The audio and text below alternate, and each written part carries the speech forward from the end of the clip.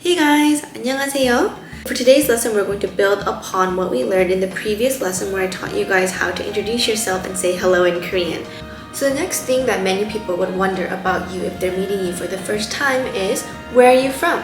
So where are you from in Korean is 어디에서 왔어요. 어디 translates as where. So 어디. 에서 is a particle in Korean that has a couple of different meanings, but in this specific sentence, because there is an action verb, the particle 에서 means from. And so where is the action verb? Well, the last word in this sentence, 왔어요, is the past conjugation form of the verb 오다. 오다 is the verb to come. And so if we put this all together, 어디에서 왔어요 is translated as where did you come from? Or where are you from?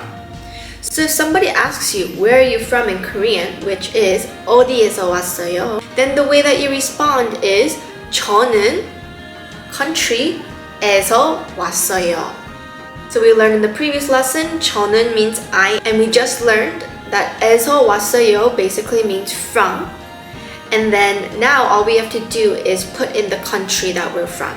So for me, I would say 저는 미국에서 왔어요, which means I am from the United States.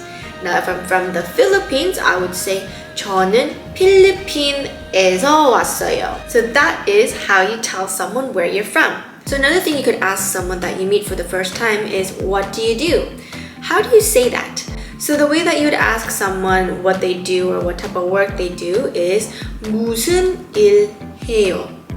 Now, to separate this sentence as well, 무슨 is what, 일 is work or job, 해요 is the present conjugation of the verb 하다, which means to do. So if somebody asks you this, the way that you would answer this question in English is you would say I am a and say your occupation at the end. In Korean, you would say 저는 occupation 이에요 or 예요. And in the previous lesson, I taught you how to conjugate the to-be verb in Korean, which would be 예요 if it follows a vowel and 이에요 if it follows a consonant. So in the case that you said you're a student, you would say 저는 학생이에요. If you are a teacher, you would say 저는 선생님이에요. And in the case that you're a doctor, you would say 저는 의사예요. Now that you've talked to somebody and introduced yourself and told them a little bit about you, you'd want to say, oh, it was really nice to meet you, and say your goodbyes. How would you say this in Korean? Nice to meet you in Korean is 만나서 반가웠어요. So here, 만나서 means to meet. 반가웠어요 is the past conjugation form of the verb 반갑다, which means to be glad. So again, this sentence 만나서 반가웠어요, this means it was really nice to meet you.